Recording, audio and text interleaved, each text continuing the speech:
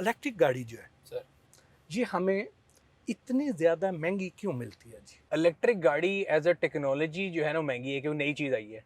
जब भी हम बात करते हैं टैक्सेस की, अगर टैक्सेस की बात की जाए तो वो मिनिमल उसके ऊपर ड्यूटी है। गवर्नमेंट ने बड़ा सपोर्ट किया था शुरू में, तो 62% के करीब थी। अब इस बजट में उन्होंने कहा कि $50,000 से अगर ऊपर है तो उस पर तकरीबन 100% ड्यूटी है। अभी भी लोएस्ट बैंड में से, वरना 450% है। बट क्योंकि एक नई चीज़ है, दुनिया में एक नया ट्रेंड आ रहा है, तो वो टेक्नोलॉजी ही महंगी है, इसलिए वो जनरली लोगों को लगता है कि शायद बहुत महंगी गाड़ी। पाकिस्तान में ये जो गाड़ी होती है ये एसेट होती है जी, और ये अपनी कीमत बढ़ाती है, सही है। लेकिन जो इलेक्ट्रिक गाड़ी है क्या ये भी अपनी कीमत बढ़ाएगी या ये मोबाइल की तरह कीमत ड्रॉप कर देगी आपने जी? बिल्कुल से कहते हैं ना, हिट द आपने सर पे बिल्कुल मारा है और बिल्कुल सही बता दिया है। मेरे ख्याल से इलेक्ट्रिक गाड़ियां एक मोबाइल की तरह हैं और हर साल वो अपनी वैल्यू डिक्रीज करेंगी। रीज़न ये है, आज आप एक इलेक्ट्रिक गाड़ी लेते हैं जिसकी 400 किलोमीटर रेंज है, साल बाद उससे आधी कीमत पे डबल रेंज वाली गाड़ी आ जाती है, तो आपकी गाड़ी तो उससे भी नीचे रह जाती है। और ये मैं एक रिसर्च भी पढ़ा था कल कि 3 साल के अंदर इलेक्ट्रिक गाड़ियाँ जो है ना वो बिल्कुल अपनी मिनिमल वैल्यू पे आ जाती हैं, क्योंकि टेक्नोलॉजी बढ़ती जा रही है, बड़े से बड़े सेल आते जा रहे हैं, बेहतर टेक्नोलॉजी आ रही है। तो आप बिल्कुल ठीक कह रहे हैं और यही वजह है कि हमारे यहाँ पे क्योंकि लोग गाड़ी को प्राइस बाउंड के तौर पे लेते हैं, तो वो कहते हैं यार इलेक्ट्रिक लेंगे तो साल बाद तो नुकसान हो जाएगा, इसलिए वो नहीं ले रहे। पाकिस्तानी अवाम को क्या पैगाम देते हैं कि पाकिस्तानी अवाम को हाइब्रिड गाड़ी पे जाना चाहिए या इलेक्ट्रिक पे जाना चाहिए या पेट्रोल पे जाना चाहिए? बट सर मेरे ख्याल से जो शिफ्ट है ना पेट्रोल से डायरेक्ट इलेक्ट्रिक पे जाना तो बेवकूफ़ी है। पेट्रोल से अगर आपको शौक है कि आपने कन्वर्ट करना है और सेविंग करनी है, तो फिर हाइब्रिड, फिर इलेक्ट्रिक। जो पाकिस्तान के हालात हैं, जिस तरह आपने बताया कि अभी इंफ्रास्ट्रक्चर ही अवेलेबल नहीं है, सर, तो यहाँ पे अभी बहुत सारी अब इलेक्ट्रिक गाड़ियाँ पाकिस्तान में आना शुरू हो गई हैं। सर, अब BYD इतना बड़ा ब्रांड है, वो भी पाकिस्तान में आ रहा है। बिल्कुल। अब होगा सर ये कि जिस तरह पहले मैंने आपको बताया ना, टोटल अभी पाकिस्तान की अगर हम बात करें आज, तो पाकिस्तान में 1400 के करीब इलेक्ट्रिक गाड़ियाँ होंगी, जिनमें से 1200 के करीब एक ब्रांड की और बाकी 200 लोगों ने मंगाई थी। बट अब पिछले एक महीने के अंदर BYD, चंगान की दीपाल और एक दो और कंपनियां जो इलेक्ट्रिक गाड़ियां लेके आ रही हैं। सुनील मान के साथ उनके घर पहुंचे, जहां उन्होंने अपने गैराज में खड़ी तमाम गाड़ियां दिखाई।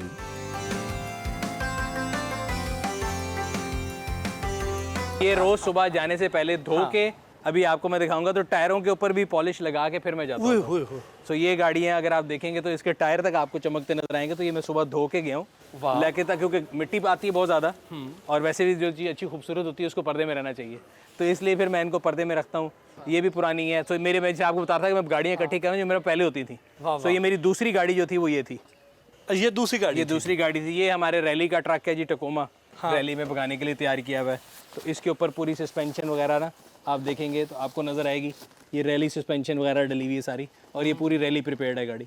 ये भी एक मैं आपको भी दिखा रहा था, मास्टर पीस है, 1999 की करोला है, और ये भी मिट्टी इसके ऊपर इसकी वजह से पड़ गई, लेकिन मैं इसको सुबह धो के साफ़ करके गया था। वाह। इसके पीछे ये हमर है जी, मैंने बड़ी ये कहते हैं ना मोहब्बत से रखा है। मेरा ख्याल है ये पाकिस्तान की हर रैली में हर जगह मैं इसको लेके गया हूँ, और ये कह सकते हैं कि अगर कहना है एक गाड़ी जो आपकी पहचान हो, तो ये मेरी पहचान है। बल्कि इसमें मेरा नाम, मेरा ब्लड ग्रुप भी लिखा हुआ है। अक्सर लोग पूछते हैं कि क्या है AB, सो यहाँ पे मेरा नाम और मेरा ब्लड ग्रुप लिखा हुआ है इस गाड़ी के ऊपर। और यहाँ पे फिर अगेन पुरानी गाड़ी, जैसे मैं आपको बताता कि मेरे शौक पुरानी गाड़ियों वाले हैं, सो ये पुरानी BMWs की कलेक्शन है जी। वाह। ये तीनों कन्वर्टेबल हैं, तीनों BMWs हैं। एक ये है, एक ये है, एक आगे ये आपको नजर आएगी, ये भी BMW ही है। तो ये 3 BMWs हैं जी। वाह। और ये तीनों कन्वर्टेबल हैं।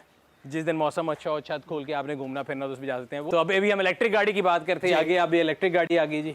सो ये अभी नई लॉन्च हुई है, चंगान की गाड़ी। ये 540 किलोमीटर चलती है और ये आपके सामने चार्जर लगा हुआ है। इस टाइम पे ये चार्ज हो रही है। तो जब ये चार्ज पूरी होगी तो इसको निकालेंगे। फिर ये पुरानी मर्सिडीज़ है, अगेन पुरानी गाड़ियों की लाइनें हैं। 2003 मॉडल की मर्सिडीज़ है। इससे आगे मेरे ऑल टाइम फेवरेट, अगर आपको याद हो तो, लेडी डियाना का जिस गाड़ी में एक्सीडेंट हुआ था, ये भी मर्सिडीज़ है जी, S क्लास। ये पाकिस्तान में मेरा ख्याल है प्रेसिडेंट्स हाउस से लेके प्रेसिडेंट मुशर्रफ तक सब लोग इस गाड़ी को इस्तेमाल करते हैं। बेंज क्यों कहते हैं इसको? मर्सिडीज बेंज इस कंपनी का नाम है। कार्ल्स बेंज एक डिज़ाइनर था जिसने डिज़ाइन की थी। इसके आगे ये देखें, हमारे दफ्तर के लड़के मेहनती हैं, देखें डिफरेंट प्रोडक्ट वीडियो बना रहे हैं। अभी हम आए हैं तो ये लगे हुए। सो ये 1964 की, मेरा ख्याल है मेरी पैदाइश से भी कई साल पुरानी गाड़ी है।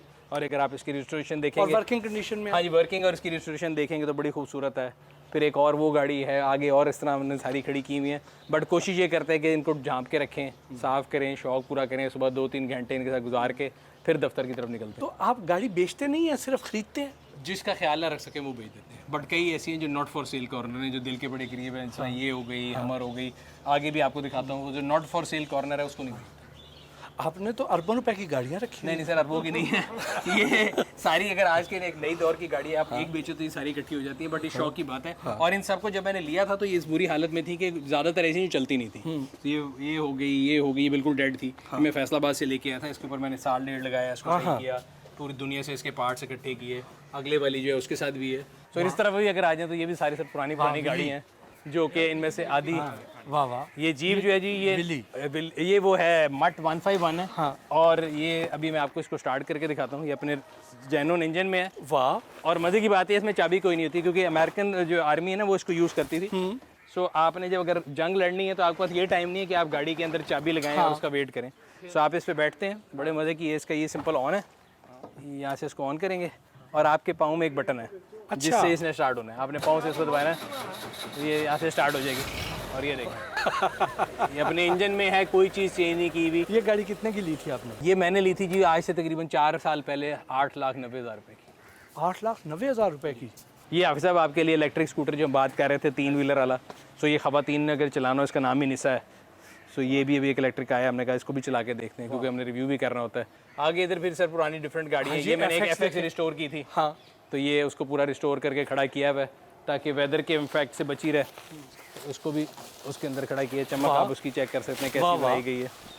ये तो बिल्कुल नई जैसी बना दी है। ये बिल्कुल 0 मीटर बना दी है। और इसको भी इंशाल्लाह हमारा प्लान है कि इसको दुबई लेके जाना है। और अभी यहाँ पे आगे आपको नजर आएगा ये प्रोजेक्ट कॉर्नर है। यहाँ पे भी अभी जो भी गाड़ियाँ मैंने तैयार करनी है 1 2 3 इसको डिफरेंट वर्कशॉपों में लेके जाएंगे और फिर तैयार करेंगे। मतलब 1 2 3 4 अभी खड़ी हैं प्रोजेक्ट्स, इनको कंप्लीट करेंगे, फिर आपको रिजल्ट दिखाएंगे, फिर ये सारी ऐसी हो जाएंगी। और ये जो FX है, ये जब पहली आई थी जी, क्या रेट था इसका, क्या प्राइस? उस ज़माने में मुझे याद है बचपन में जब हमारे 88 तक आई है तो लास्ट FX जब आती थी तो 1,12,000 रुपये की AC वाली थी सर, और मेरा ख्याल है 96,000 रुपये की बगैर AC वाली थी। वाह। तो सर ये है हमारे थोड़ी बहुत कलेक्शन है। बाकी डिफरेंट वर्कशॉपों की जीनत है।